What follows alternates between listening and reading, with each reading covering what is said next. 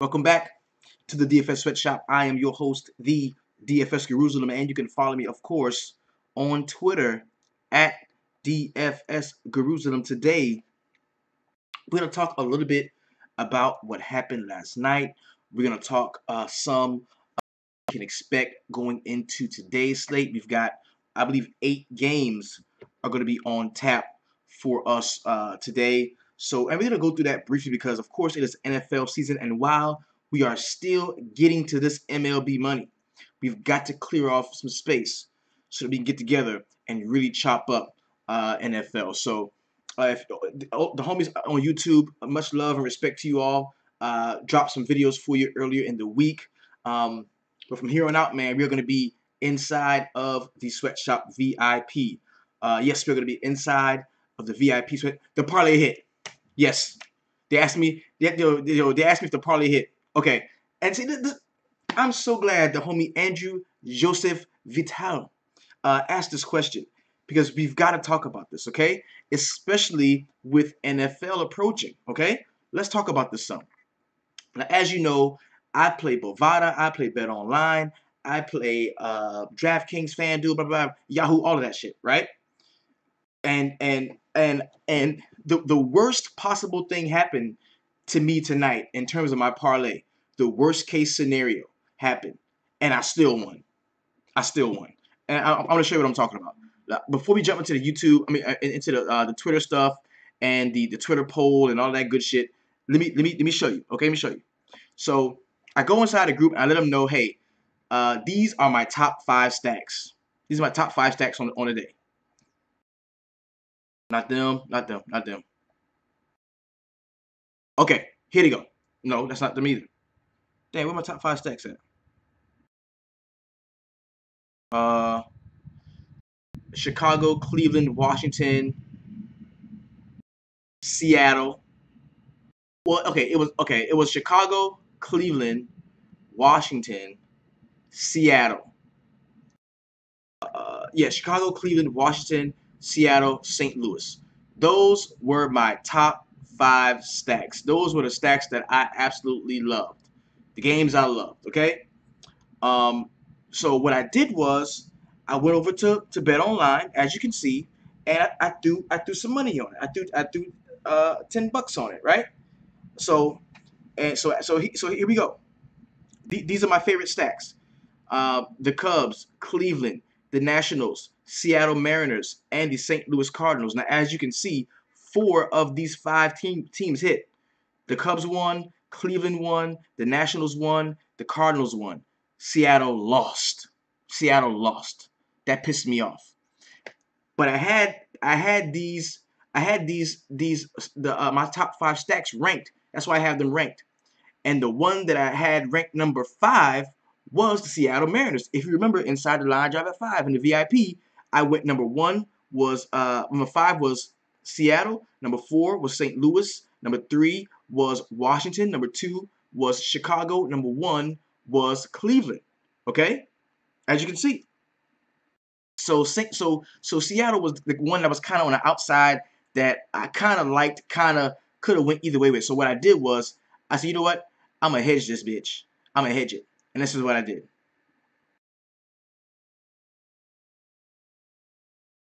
I made the very same 4 picks that I liked.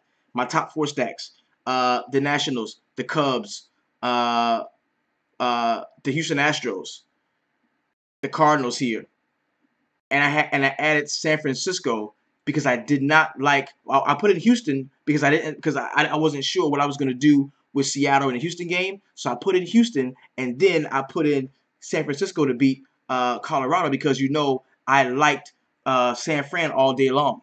I like San Francisco all day long. I like Cueto all day long. So this parlay hit.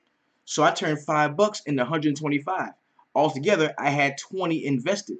I had $5 on this one. I had $10 on my favorite one with all of my top stacks, and I also put $5 on this larger parlay, which could have really done damage. I got so much of these games right. The only 2 games that I missed on this one was the Dodgers because they're about to lose now by 2 to the Arizona Cardinals, and of course the Seattle Mariners. They lost the game. So I mean, I could have had like a crazy clean sweep. I invested 20 bucks. I won 125.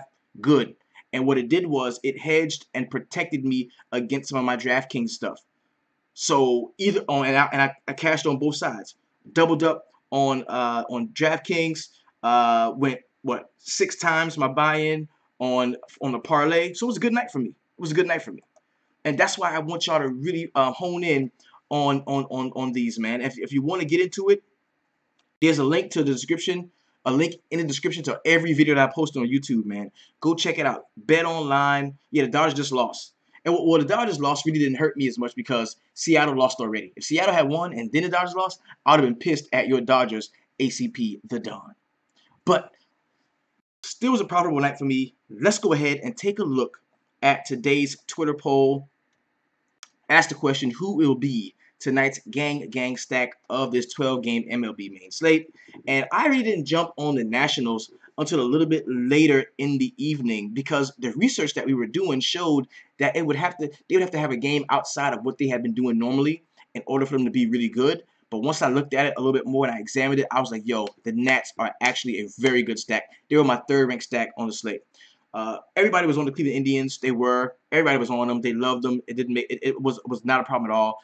People loved the Rockies, and I told you I did not like the Rockies. I said all day long I don't like them. I actually wanted to go at them, and I did in a couple of spots with Johnny Cueto. That was a very decent play. The Cardinals were a team that I definitely liked, and I threw Arizona out there to see what I wanted to gauge what would be the play for the Dodgers because I kind of like them too. But all in all, man, it was a very solid slate for me. This is one of those moments where I feel like I shortchanged myself because I really read this slate well. As a group, we got together in the line drive and we read this slate so well. All of us, from Paul Harless and him saying, because as he came in, as I was talking about the Nats, and he was like, "Nah, man, you shortchanging them, bro. They should be number 3. They should be number 1. They're the number 1 stack on the slate." Then a guy comes behind him and was like, "Both of you are wrong." Both, because I was like, Cleveland is my number 1. Paul was like, Washington is his number 1. Then a guy came in and was like, no, both of you are wrong. Kansas City is the number 1 stack on the slate. And we were like, I could see Washington, because I already liked them. And I'm sure he was like, well, I could see Cleveland because they're kind of the chalk. But nobody saw Kansas City coming yet. No, that's not true. A lot of motherfuckers in here had Kansas City. A lot of motherfuckers had Kansas City. And Carrasco was money. We were all over that. We were all over that chalk. But yo, the dude with the Kansas City joint, I can't remember exactly who it was, but that was fire, bro. And what that did was it gave me a lot more exposure to Salvador Perez than I would have normally had. I had Sal Perez in a lot of spots, but I think this is like my best lineup. Yeah, man. And this is the Nationals lineup. This is my best lineup, right? And I had yeah, this is my best line right here. 68 dollars was what this one won, and it was Carrasco, it was Flaherty. I had Perez, Zimmerman, Howie Kendrick, Rendon, Turner. Of course, the Washington Nationals stack. Jason Worth was bad. Nick Williams at that jack that really helped out a lot. And funny thing is, this lineup was made in a place where if you wanted to play it, you could have had it if you wanted it. So you can't sit around and say, hey, I'm not get hey you like hey. If you wanted to play, if you wanted to have this line, you could have had it. A couple of people did, but hey, whatever. It's all good. It's all good. A couple of the other ones, man. This was the highest scoring line I had on the night, 183. That was pretty decent. Like I said, we do have a very solid slate, man. ACP still was a great night. That's what we want. That's what we want. We want to make sure we want you to have a good night. We want you to have a great night. Your Perez was nuts. So let's go ahead, man. We're going to look at some of the studs and the duds, see where we missed, where we hit, what we should have done better, what we could have done more efficiently. First thing I'm going to take a look at is the gang stack of the night. I'm going to tell you, I had nothing to do with this one. I was on Salvador Perez, and I had very little with Murray. I didn't have any multiple of any of the Kansas City guys, but I had some Perez in a few lineups. I did have a little bit of Whit Merrifield, sprinkle here and there. I had the only reason why I had a share of Milky Cabrera is because the homie Lee the Napoli, who does the write-up in the group every day, he came to the group. He was like, yo, I don't know if y'all know this, but Jay Bruce just got scratched. And this was like 4 minutes before lock. It was like 4 minutes before lock. Jay Bruce got stretched. So when I went to Global Swap, I went to Global Swap. The only thing I could do was put in Milky Cabrera. I put in Milky Cabrera. So that's how I got that exposure. But man, yo, they were nuts, man. Gang, gang for the Kansas City Royals, man. Shout out to the homie that said he liked them and kind of put us on a few of the random plays. Um, Next one we got is gonna be like everybody, what everybody did, man. You're talking about Sal Perez, 32, Andrus, 29, Joe Panic had 29, Zimmerman, Big Jack in the spot, 26. Carlos Santana did what he's been doing all season long, or especially recently. Chris Davis was good in the early. I see this Escobar again. This is the only team where you got out of the top 8 scores, you got 2 from one team, and that's from Kansas City. That's why they were the gang stack. As far as pitching went, we did pretty good, man. I'm gonna tell you one guy that I knew I should have had exposure to because I liked the Cubs so much. I should have had some contrarian exposure to Garrett Cole. 30.4 was what he finished with, man, and that was a very good game for him. He dealt the entire game. He did. But Carrasco led everybody with 40.95. The dude could have had a complete game shutout. Gives up a meaningless home run to Adam Engel, like deep into the game, and that sucked. Castillo in the early was money. Doug Fister, I have not gotten on him yet. People have been telling me play Fister, but he was really good. We talked about Shaman Naya was good in the early. Kenta Maeda finished with a very solid game. Of course, we saw Johnny Cueto put up 23, a guy that I liked. So it was decent, man. And in terms of the duds, as pitching went, from the bottom up, man, Matt Garza got hit up by the Cincinnati Reds earlier today. Joe Biagini, not a good one, of course, against the Boston Red Sox. Miguel Gonzalez didn't do well against the Atlanta Braves. Slagers was bad in the early. Nick Pivetta got hit. Yo, thank you. Shout out to everybody that pulled me off of Nick Pivetta. Yo, Nick Pivetta was gonna be like that, a guy that I did play, but I just could not. I could not get past the weather concerns. Like once I saw the weather, I was like, nah, I'm not doing it. Yo, and this is what really did it. Because one of my better lineups, they all had Nick Williams in it. And the homie ACP was like, he like jacked us up by our shirts in the shop and was like, stop acting like a little bitch. Don't be scared of no damn weather. Don't be scared of no damn weather. The game gonna play, it's gonna play. If it ain't, it ain't. Have some balls. You make a lineup, stick to it. If you know the game is postponed, change them. If not, leave them in. Like he jacked us all up by the shirt. He was like, man, chill, ACP. You're wrinkling my school clothes. It was funny as shit. But he made me stay on him. So I stayed with some of the Philadelphia bats that I had. Nick Williams, I stayed on him. Cesar Hernandez, I stayed on him. Right? Then Paul told us to play Travis d'Arnaud for the Philadelphia Mets game. I stayed on him. I was like, fuck the weather, man. I'm going to stay on him. So many times I changed my lineup because of weather, and then the game still plays, and I have no exposure to the guys that I liked all day long. And today wasn't one of those days, man, because the homies in the shop held us down. The fam. That's what we do. That's what we do. That's why it's just so important to be in here. All right. So we talked about the studs and duds. We talked about the pitching. Excuse me. What overall look at what happened last night. I still am trying to impress upon you the importance of hopping into your bet online, George. Yeah, I started this with $50, man. I started with 50. I deposited $50, and I'm up to 246 right now. I play lightly, bro. I play like $1, $2, $3. I don't play a lot. I don't play a lot of money daily. I just don't. I just don't. I do it sparingly, and mostly when I play parlays because that's what I like. I like the parlay. I like to choose a few games because you don't have to like give up points. You can go straight up bet. Like right now, I'm gonna show you. Okay. All right. So we got the NFL joint right here. Right. Let's just say we wanted to pick some games. Let's say we want to pick some games. Let's say I'm going with the money line because you can go with the spread, you can go with the money line, or you can go for the over under, things like that. But the money line is going to give you the best chance to create a parlay or round robin ticket. All right. So we were here in football. Let's say we like the Bills to beat the Jets. Like the Bills beat the Jets straight up. Bills beat the Jets. So that's a minus 400. The Buffalo Bills are minus 400 here. So I'm going to pick them. Bam. Let's say Falcons and the Bears. I like the Falcons to beat them. Minus 275. Bam. The Jacksonville Jaguars, Houston Texans. Minus 240 for the Texans. I like the Texans. Bam. let's say the Philadelphia Eagles and the Washington Redskins. Let's check it out, right? So I pick the Redskins here. Now I'm gonna go over here in this top right corner where it says Parlay and Robin. I'm gonna click that, and it's gonna generate. It's already generated a ticket for me because of the people that I've clicked. And here you're gonna see it. You see all of my picks here, and where it says risk, I'm gonna put in an amount. Like say I want to risk $5, right? I'm gonna place my bet. I'm gonna place my bet. And the total risk, $5 will bring me back 19.3, 19.03. That's how much. If I put 5 on it, I'm gonna win $19.03. Simple as that. The more games you bet on, and the more underdogs you pick, the underdogs are gonna be plus, like the plus 330, the plus 230. All the guys that all the teams that have the plus by them.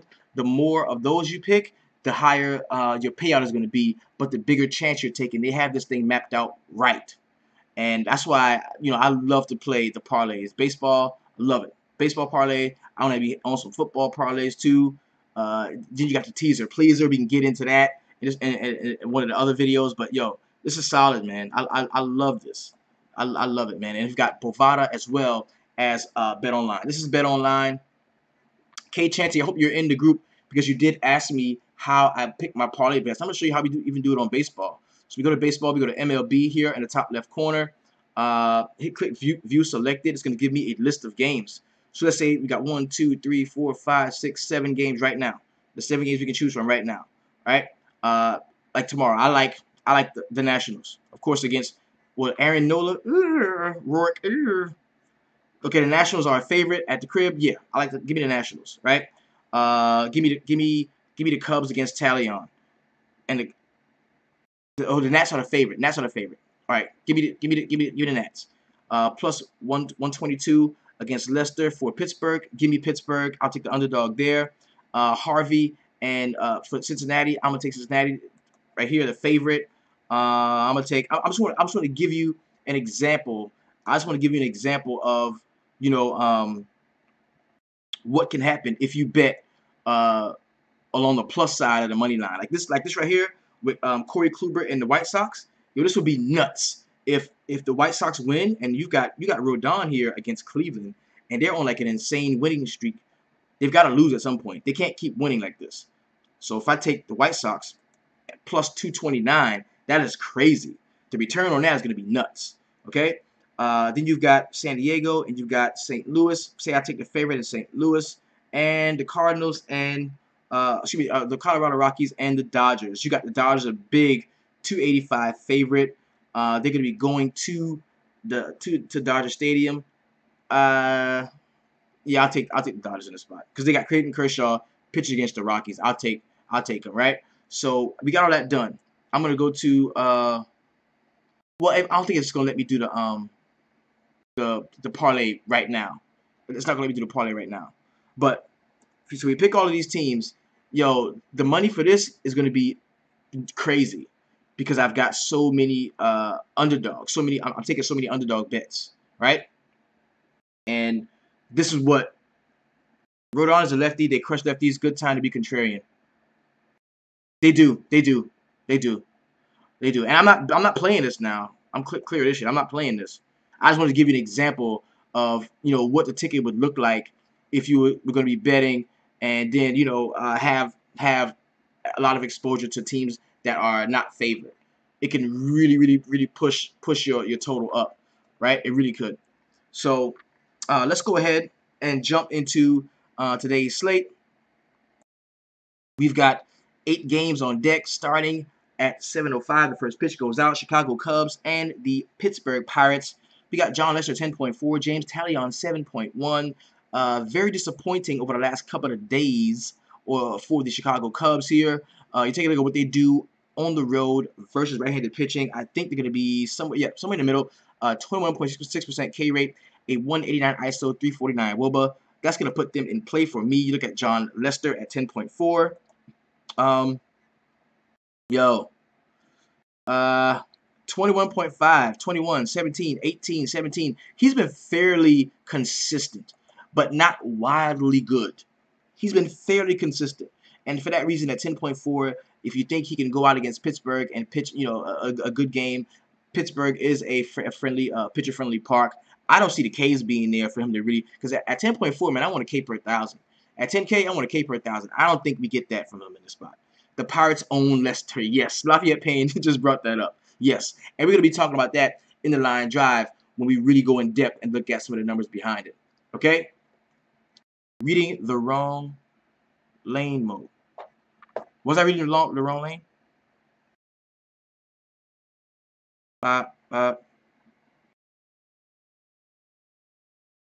Reading the wrong lane. Was I?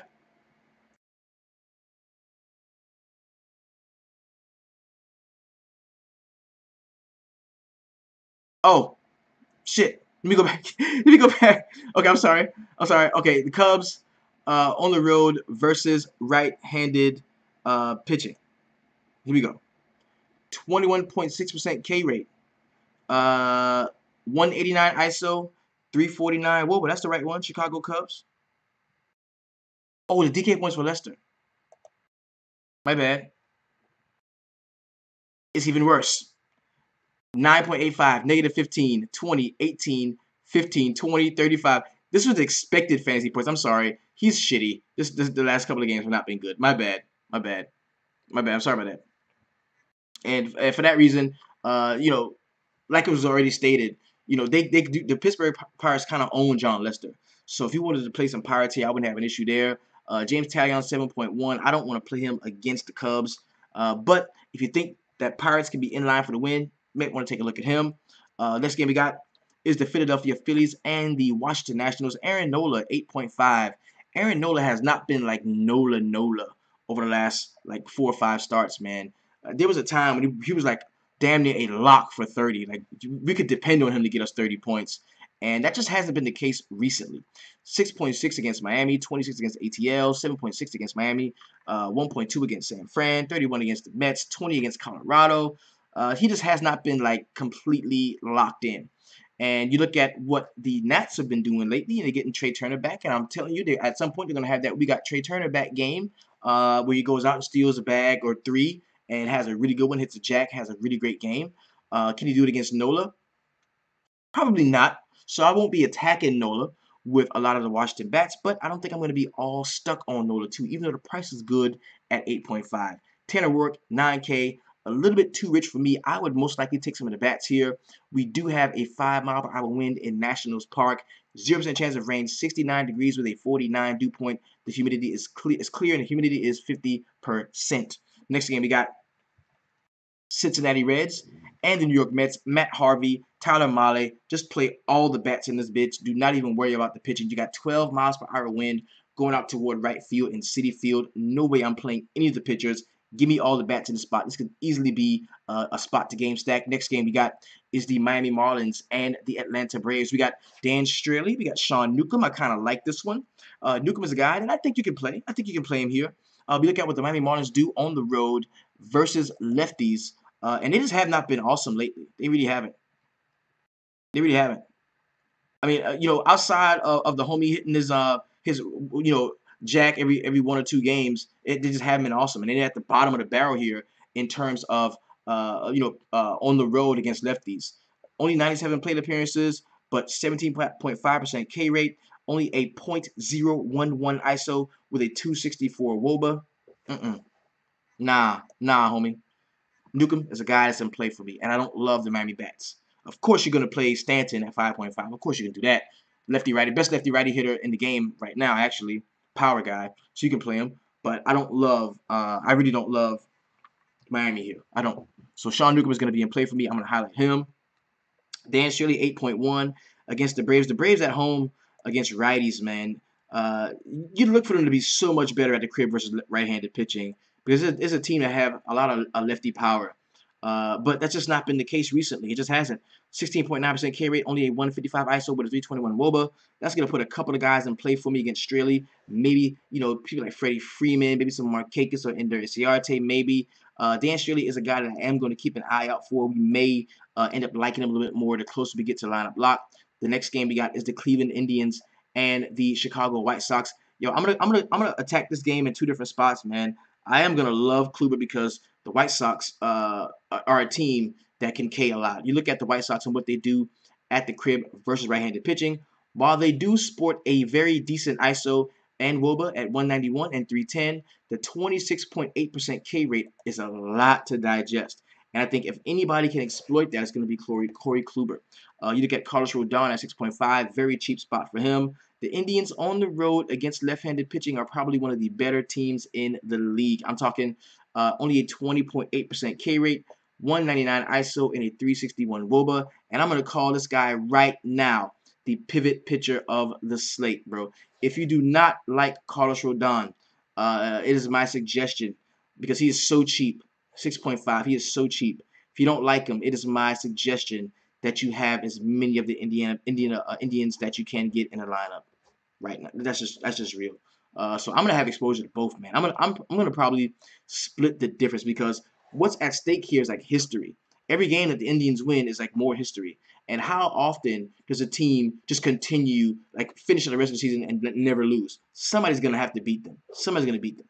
And if somebody beats them, if the White Sox beat them, it's because Carlos Rodon has pitched a good game, or it's because some of the Chicago White Sox bats have really hit Corey Kluber well. Which one is more likely? Is it more likely that Rodon pitches a great game and gets the ball past a lot of these guys, or is it more likely that the Chicago White Sox just completely tattoo Corey Kluber? No, I think both pitchers keep the game very low scoring, and Carlos Rodon can get the win here. Okay, so those are two pitchers I'm going to be looking at. Next game we got is the Minnesota Twins and the Kansas City Royals. Kyle Gibson, 7.5. Really solid start his last time out. The Kansas City Royals with Sam Gaviglio at 5.2. I think both of these pitchers had really solid. No, not Gaviglio. That was Giolito. Not Gaviglio. That was Giolito. But Kyle Gibson at 7.5. He had a decent one. Yo, shout out to the homie Method Man, bro. Method Man did the damn thing tonight in the tournament. So 24, 24, 28 in his last three starts. Very decent. And the last one he had that was really good was, in fact, against the Kansas City Royals. Now, that game was in Minnesota, but we're going over to Kauffman Stadium, which is actually a better place for pitching, if you want to be honest about it. It's a better place for pitching. Now, have the Royals scored so many runs that they're out of that slump that they were in? I don't know. I don't know. We have to revisit this and take a look. But Gibson at 7.5 with how well he's been pitching over the last three games does open up a little bit of interest for us, and I have no interest in Sam Gaviglio. The next game we got is the St. Louis Cardinals and the San Diego Padres. We look at the Paz, man, at the crib versus righties, and they strike out a lot, man. 24.7% K rate. The ISO is 123 with the WOBA 289.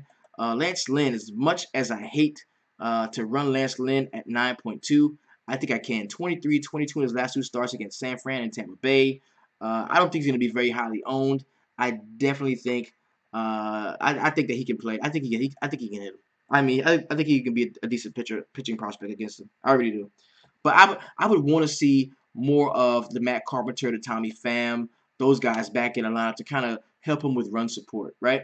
But I will take a look at Lance Lynn here. No Clayton Richard for me. We look at what the Cardinals do on the road versus left-handed pitching, and oh my God, 18% K rate, 316 ISO, 404 WOBA. But I will definitely have some exposure to the St. Louis Cardinals again today. Last game on the slate is going to be the Colorado Rockies and the Los Angeles Dodgers. This game is not in Coarse. We got John Gray, 7.7, Clayton Kershaw, 13.3. Kershaw is definitely in play. This is a very small slate. It's only 8 games. So it's small enough to where, if you don't have Kershaw and he goes ham, you're going to be pissed. What we need to take a look at is if he's going to be pitching deeply into the game. Now, if we don't think he's going to give us 5+ innings, if we don't get 5+ innings, then I wouldn't even take a chance on him at 13.3. But we're gonna have to take a look at news and notes around the league first before we make that determination. But I'd have to guarantee that all systems are go and he's good to go in order for me to play Kershaw at 13.3. Okay.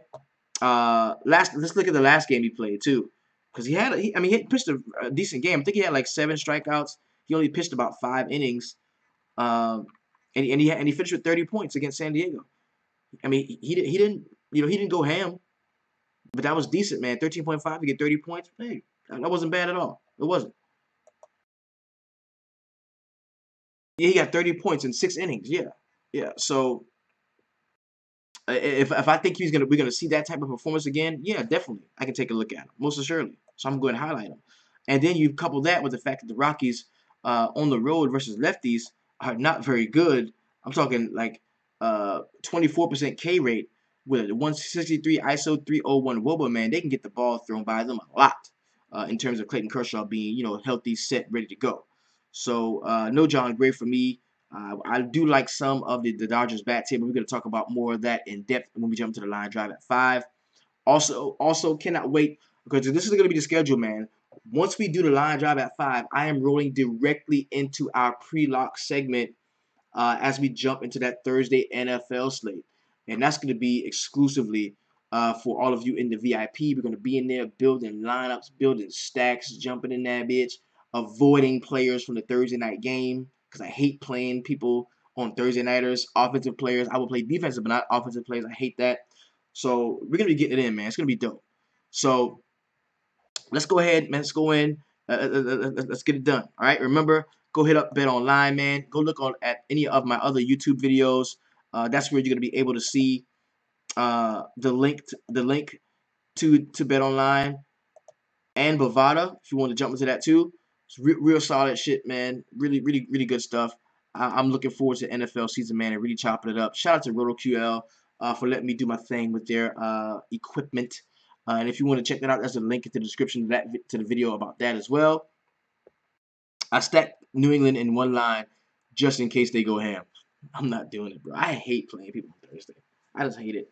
So this has been, of course, your DFS Jerusalem. You can follow me on Twitter at, let me hit that up for you. Follow me on Twitter at DFS Jerusalem. If you're on FanDuel, I want you to keep it 250. You're on DraftKings, keep it 200. And you're rocking with the best, man. We keep it real, we keep it honest, and we always keep it 300. Peace. We out.